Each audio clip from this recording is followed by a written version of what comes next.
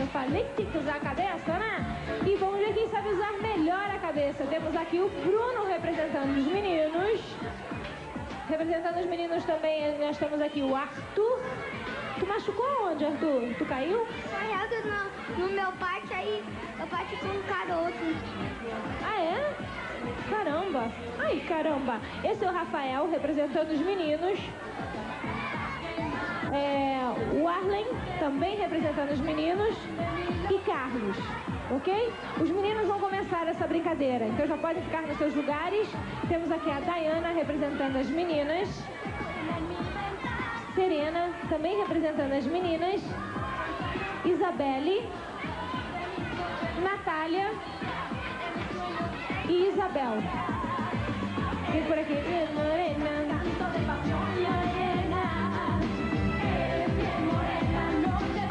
Já sabe a brincadeira? Como é que é? Sabe? Então explica pra mim como é que é. Eu vou ter que botar a bola lá cheia de água e não deixar estourar na cabeça. Mas ele já falou o final, né? Que é o seguinte, o Carlos vai pegar a bolinha azul, vai colocar na cabeça do Arlen. O Arlen vai fazer assim pro Rafael, o Rafael vai ter que abaixar e ele vai, usando a cabeça, ele vai botar a bolinha aqui. Aí o Arthur abaixa, aí coloca a bolinha aqui, aí o Bruno pega. Quem conseguir colocar, muito bem, Bruno, quem conseguir colocar mais bolinhas aqui desse lado vão ser os vencedores, ou meninas ou meninos. Atenção! Só bolinha azul, vamos lá!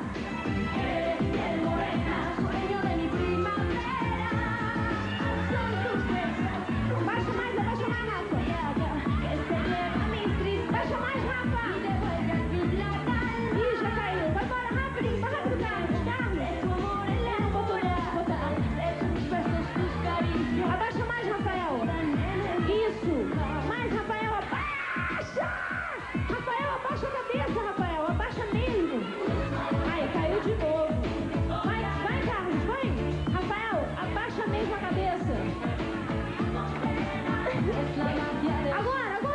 O Arlen! Vai, o Arlen! Aí! Isso! Agora levanta! Vai, gente! Olha o tempo passando! Vai, Rafa!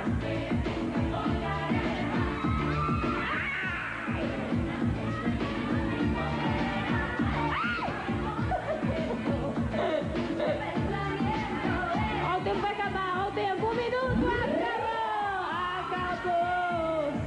Acabou! Tu nem trabalhou, hein? Não deixaram tu trabalhar, não teve tempo. Se as meninas conseguirem colocar uma bolinha daquele lado, elas já são as vencedoras, concordam comigo? Então vamos lá, hein? Atenção!